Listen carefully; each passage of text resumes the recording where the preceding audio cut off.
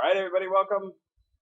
We are in chapter 2.2 today. We are solving one-step equations. And I want to point out that really the most important thing about today is that the learning target here is you're learning. That's a terrible color. I thought I picked yellow. Let's erase that. Sorry, let's try this one more time. I want yellow. Yellow is what I want. There we go. The important thing. It's not. That's. I want my highlighter to be yellow. Come now, people. Let's try this again. There we go. That's a yellow highlighter. The important thing is that we are learning a technique for solving equations, right? And I'm going to underline that word as well because it's important. We're learning a technique for solving equations. A lot of what you're going to be doing today you can do in your head, and that's fantastic. I'm glad for that. You are it's good being able to do these things in your head. But the important thing to learn today is that we are learning a technique for how to solve these equations, which means you need to understand the process, not just be able to find an answer. Okay? So, that's why it's underlined in the rainbow. You are learning a technique for solving equations. You did learn this in 8th grade. We're reviewing it now, and then really for the rest of this unit, we're going to learn how to do increasingly more complicated equations. And that's why it is so important for us to know the technique of doing it, and then we'll circle that like 8 or 9 times. The technique, one more time, to circle it, of doing it is important, not so much finding an answer. The technique is important, not being able to not just being able to find an answer. Okay, remember, technique, important. I've circled this so much it's practically you can't see anymore. So let's just move on. So this is what you guys learned last year about solving an equation. Okay, that inverse operations are two operations that undo each other. Okay, like addition and subtraction. When you perform the same inverse operation on each side of the equation, you produce an equivalent equation. And equivalent equations are equations that have the same solutions. And so what we're doing when we're solving is performing inverse operations in order to find the solution that works. Okay, so we're doing inverse operations. We're undoing what the equation says.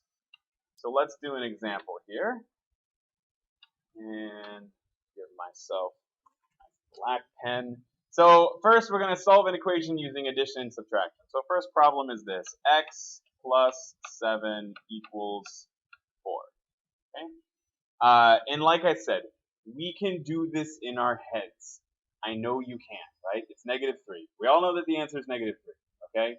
You can do that. Great. But that's not what we're learning. We are learning the technique. So I want to show you something, and they call this vertical or horizontal.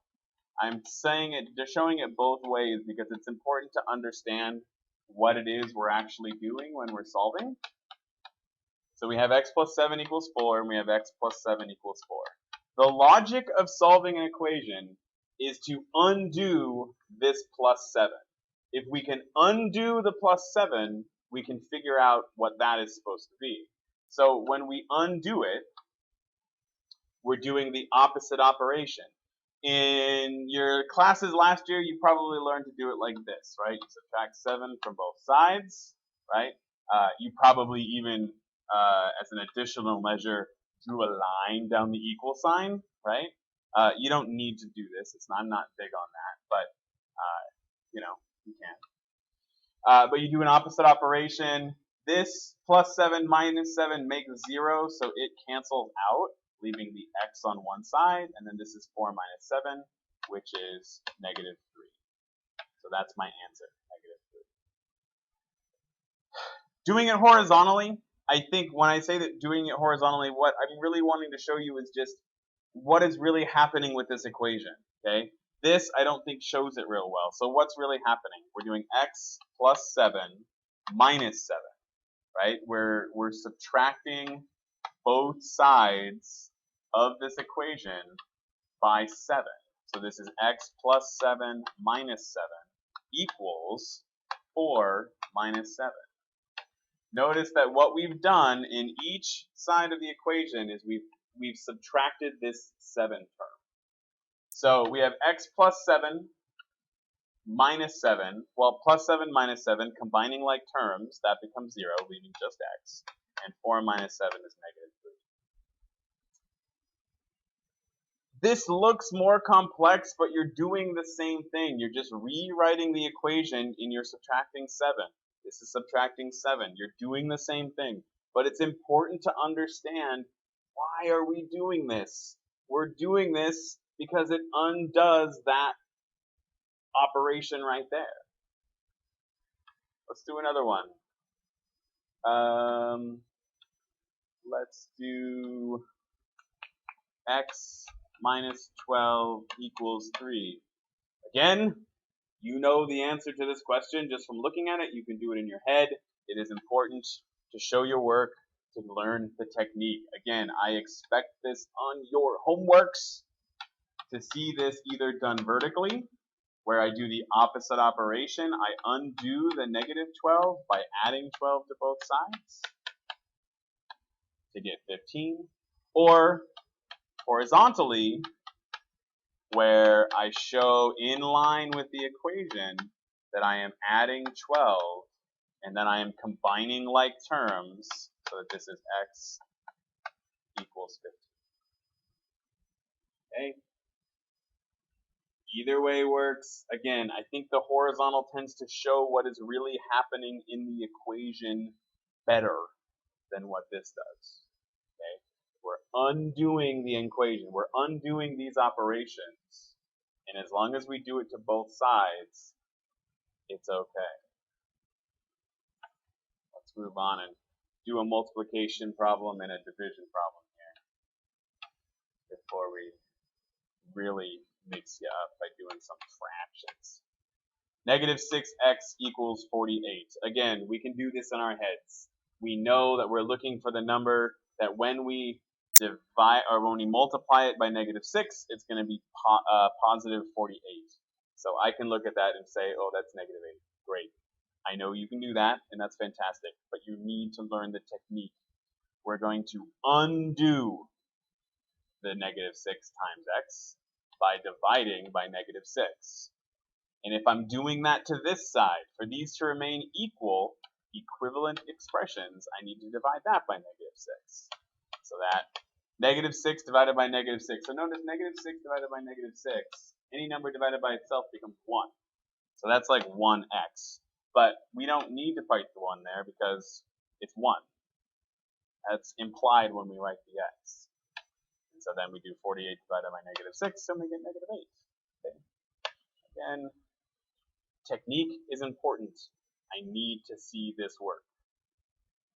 Let's do a division problem here. So this is x over 4 equals 5. Oh my god, fraction! No, don't be scared. It's a fraction. What do? This is x divided by 4. We need to undo that by doing the opposite, right? Dividing by 4, the opposite is multiplying by 4. So we're going to multiply 4 by both sides. And remember, when we're multiplying by 4, it's like 4 over 1, and we can cross cancel these, which means that the x is being left by itself. We are isolating it. And then we do 5 times 4, which is 20. So the x must have been 20. Now let's really mess with it. Solve an equation by using a reciprocal. So let's solve this equation.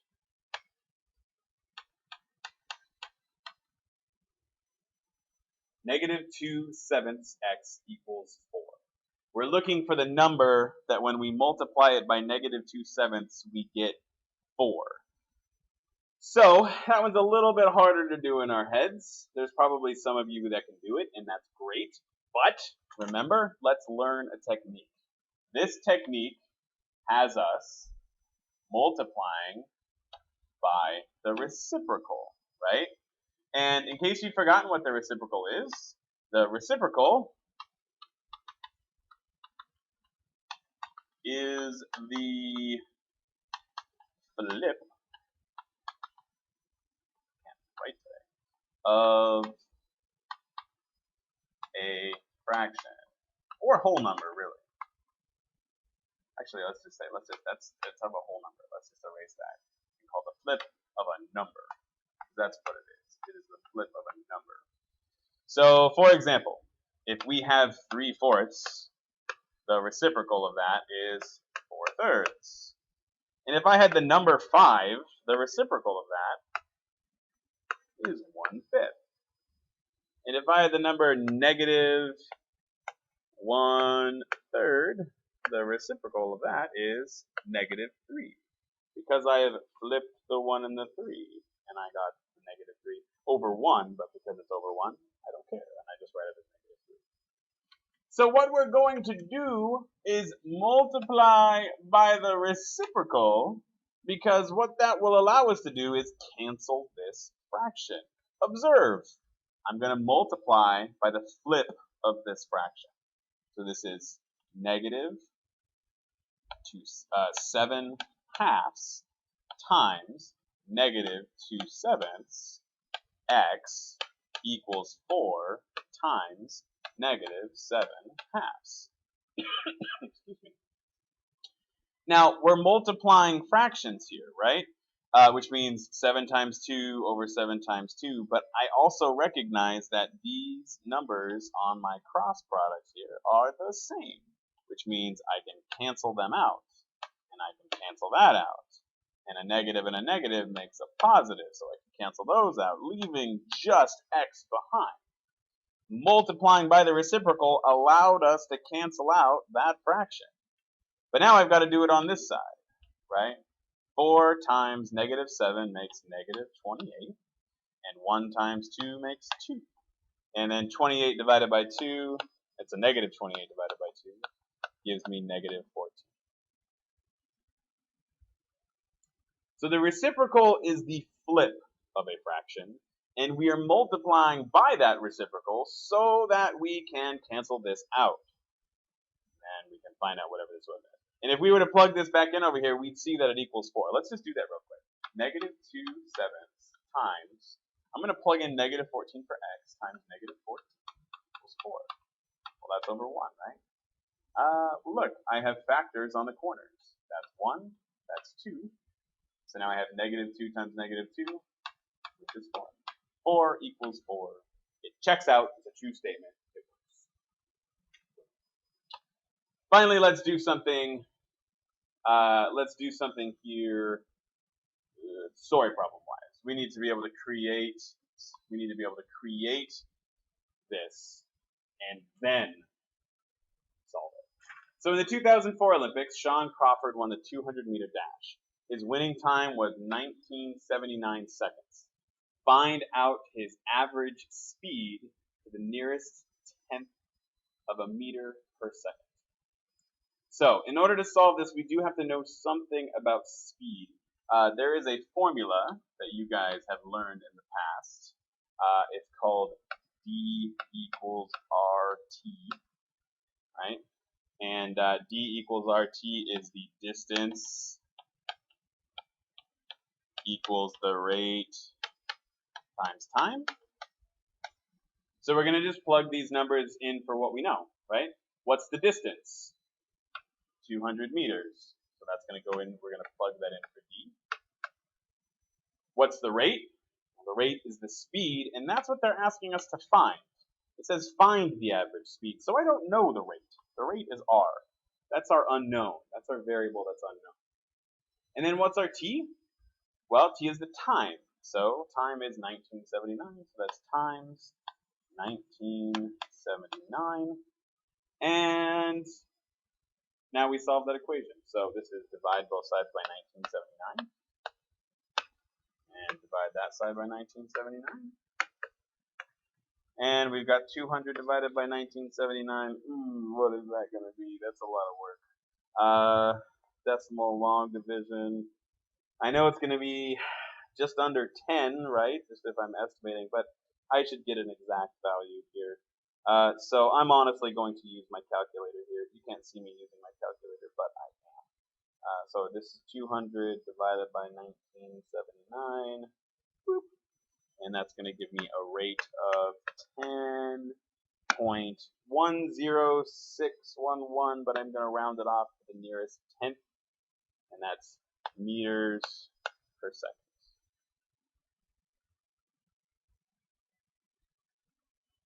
That's it today. You've got some practice problems that I'm going to have you do on a quarter sheet of paper. Look back on your Google Classroom to find out where those are located within the classroom. And then once you get those, you're going to turn them in to me to make sure that it's okay. And you will then start your assignment. All right? Bye.